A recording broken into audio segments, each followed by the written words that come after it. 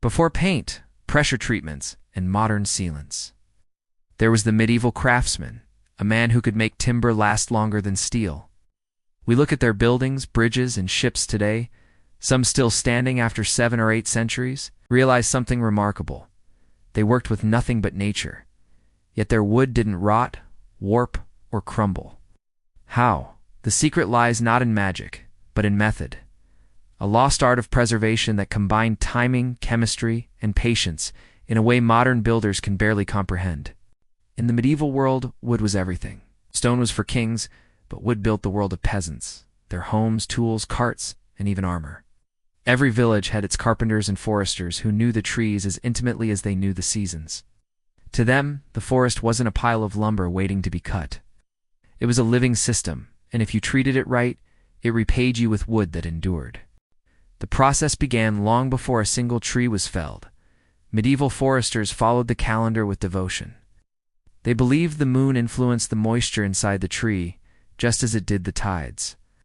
So, they cut only during certain lunar phases, specifically during the waning moon of winter. Modern forestry science has surprisingly confirmed that trees felled during this period have lower sap and sugar content, which means less food for fungi and insects. The medieval craftsman might not have had microscopes, but he understood life cycles. He knew wood must die at the right time to live long. Once cut, the treatment continued. The freshly felled logs were never left lying on the forest floor. Instead, they were lifted onto stones or racks to keep them dry and exposed to the wind. Medieval builders understood that moisture was both friend and enemy. Too much, and rot began. Too little, and the wood cracked. So they let it season naturally in open air, but under shelter, sometimes for years. This slow seasoning, what we call air drying, allowed the fibers to tighten, resins to harden, and the internal moisture to find balance. Today's lumber industry rushes this process in ovens, but the medieval approach created a stability that even modern kiln drying can't mimic. But the true secret wasn't just when they cut or how they dried. It was how they prepared the wood afterward. Before use, craftsmen often treated the timber with materials we'd consider primitive, yet they worked astonishingly well. Take, for example, the method of soaking wood in boiling linseed oil, animal fat, or pine tar. These natural substances filled the pores of the wood, creating a barrier against moisture and bacteria. When the Vikings tarred their ships, they weren't just waterproofing them, they were preserving them. Tar made from pine resin penetrated deeply into the grain, preventing both fungi and worms from gaining a foothold. Even centuries later, shipwrecks recovered from fjords show timbers still oily and intact. While modern chemically treated woods crumble after a few decades, in Central and Eastern Europe, another method was common, submerging the timber entirely underwater in cold rivers or ponds. It sounds counterintuitive, but immersion leached out sugars and starches, the very nutrients that decay organisms feed on. When later retrieved and dried slowly, the wood became more stable and naturally resistant to rot. Archaeologists have found medieval river pilings, submerged for centuries, that are still sound and usable. This water curing process was often used for beams, bridge supports, and foundations. In some alpine regions, oak and larch beams preserved this way still hold up barns built in the 1400s. The medieval approach was built on deep ecological understanding. They used the forest's natural chemistry as part of their preservation toolkit. Tannins, for instance, were their invisible ally. Oak, chestnut, and willow all contain high levels of tannic acid, a compound that naturally repels rot and pests. Builders deliberately chose these species for structures exposed to moisture, while softer, less durable woods like pine were used indoors.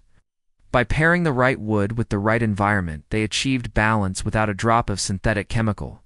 But perhaps the most remarkable technique was charring, a method rediscovered today under the Japanese name shosugi-ban. Medieval Europeans used it too, though for different purposes. By lightly burning the surface of wooden beams, they created a carbonized layer that sealed the wood against insects and water. This blackened surface didn't just look striking, it was armor. Fire ironically made the wood fire resistant because the char layer lacked fuel to burn further. Many medieval granaries, fences, and even church exteriors used this subtle burn treatment. a forgotten art that modern eco-builders are now reviving. To the medieval craftsman, preservation wasn't about fighting nature. It was about partnering with it. Every step, from tree to timber, followed the rhythms of the world around them.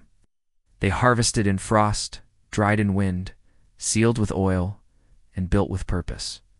It resulted in wooden structures that have stood for centuries. Take the stave churches of Norway, masterpieces of medieval woodwork. It's built around the 12th and 13th centuries. Many of them still stand today, their oak and pine walls darkened but strong. Scientists studying them found traces of pine, tar, tannin, and naturally resinous heartwood, all working together to protect the wood without modern treatments. The same wisdom shaped England's timber-framed houses, still lining streets in towns like Chester and Canterbury. Their beams, hewn from winter-cut oak, hardened over time, the tannins turning them dark and rat-resistant, no pressure treating, no synthetic preservatives, just centuries of stability through technique. In medieval France, carpenters built enormous cathedral roofs entirely from oak, with joinery so precise that the timbers breathe rather than crack. The secret wasn't a formula. It was patience, craft, and trust in nature's slow work. Modern woodworkers have begun to rediscover these methods, often out of necessity. Chemical preservatives, once hailed as miracles, have turned out to leach toxins into soil and water. Modern treated lumber might last 20 years, maybe 40, but then it must be replaced. While the beams in a 700-year-old barn still hold firm, scientists now confirm what medieval wisdom practiced. Low-sap winter felling reduces fungal growth. Natural oils form hydrophobic barriers. And slow drying enhances structural integrity. Where our industry relies on speed and scale, the medieval builder relied on understanding. Consider how deeply their approach connected craft to community. The carpenter and forester were linked through the seasons. The blacksmith who made the saw was part of the same rhythm. The preservation of wood wasn't a single technique, but a culture, a shared body of observation. In many guilds, the rules were explicit. Cut in waning moon, dry under north wind, never let sun crack the heart. These weren't superstitions. They were encoded science in poetic form. One fascinating aspect lies in their selective use of heartwood and sapwood. Medieval builders avoided sapwood, the outer living part of the tree, because it carried nutrients and decayed quickly. They used only heartwood, the dense inner portion rich with resins and tannins. This choice alone extended lifespan dramatically. When modern mills slice whole logs without such discrimination, they blend decay-prone sapwood into every beam. The medieval craftsman knew better. He read the tree like a living archive, understanding which parts were meant to endure. Another lost art is smoke curing. In northern Europe, peasants often stored timbers or tools above their hearths. Over months and years, smoke coated them in a thin layer of carbon and tar compounds. This accidental treatment made wooden rafters, spoons, and barrels resistant to mold and insects. Archaeological studies in old cottages have revealed beams still blackened and preserved from centuries of hearth smoke. What we might consider pollution was, in their world, preservation. Even their paints and finishes were alive. Instead of plastic-based coatings, medieval people made oil paints from natural linseed, lime, and minerals.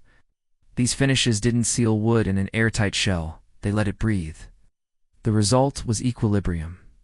Moisture could move in and out, preventing trapped dampness from rotting the interior. When rain hit a medieval door or beam, it was shed naturally, not absorbed. The wood lived and aged rather than decayed. This understanding of living material contrasts sharply with our industrial mindset. Modern preservation seeks permanence by force, killing microbes, sealing fibers, overpowering nature with chemistry. The medieval way sought harmony, extending wood's life by aligning with its natural defenses. The difference is philosophical as much as practical. Their craftsmanship reflected a worldview in which time itself was an ingredient. Patience wasn't wasted effort. It was the secret of longevity. If we look closer, we can see this wisdom still surviving in vernacular architecture. In the Alps, farmers still coat barns with tar from pine stumps. In rural Japan, carpenters char cedar before building homes. In Scandinavia, people harvest timber by the moon. These are not quaint relics. They are functioning technologies that outlast our fast-built world. The irony is that the so-called primitive methods often produce materials with far longer lifespans than our treated industrial ones. We can test this in archaeology. Excavations of medieval wells and bridges often uncover wooden components that are still intact after hundreds of years underwater.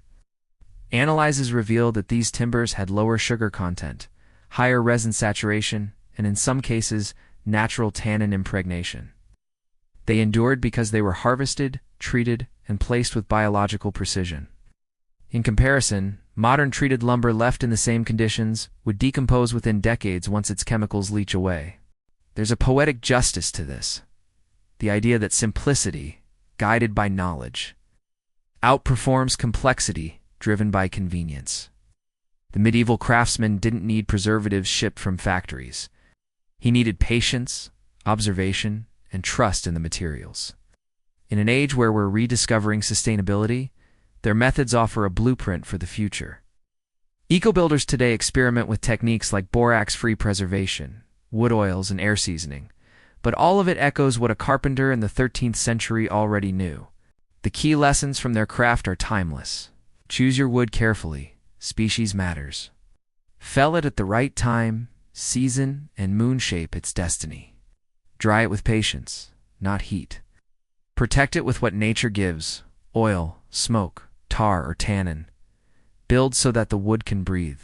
And above all, never rush. In their slowness, medieval builders discovered something that modern builders have lost: resilience. Their secret, in essence, wasn't a trick at all. It was a philosophy. They treated wood not as disposable, but as part of life's cycle. The same trees that built their homes heated their fires and framed their churches. Every plank carried the spirit of the forest, and every craftsman carried the duty of stewardship. That relationship bred respect, and from respect came durability. When we walk through an old medieval hall today, running a hand along a beam still sturdy after 7 centuries, we touch the result of that wisdom. The smoothness, the strength, the scent of aged oak, it all speaks of time mastered through understanding. These beams have outlived their builders by lifetimes, yet their endurance whispers a truth we're only now learning to hear again. Sustainability isn't innovation, it's remembering. In an age where everything is disposable, perhaps it's time to rediscover how the medieval mind built for eternity. They did not fight nature. They cooperated with it. They didn't coat wood in poison to keep it safe. They learned to make it live longer by keeping it natural. Their secret to preservation was not found in chemistry, but in humility. And maybe that's the real lesson. To build something that lasts, you must learn to work with the rhythms of the world, not against them. Because time, like wood, rewards those who respect it. If you enjoyed this journey into medieval craftsmanship and the forgotten sciences of the past, make sure to subscribe to the channel. Every week, we uncover how ancient wisdom shaped the modern world and what we can still learn from it today. Subscribe now, and let's keep rediscovering the knowledge that time tried to bury.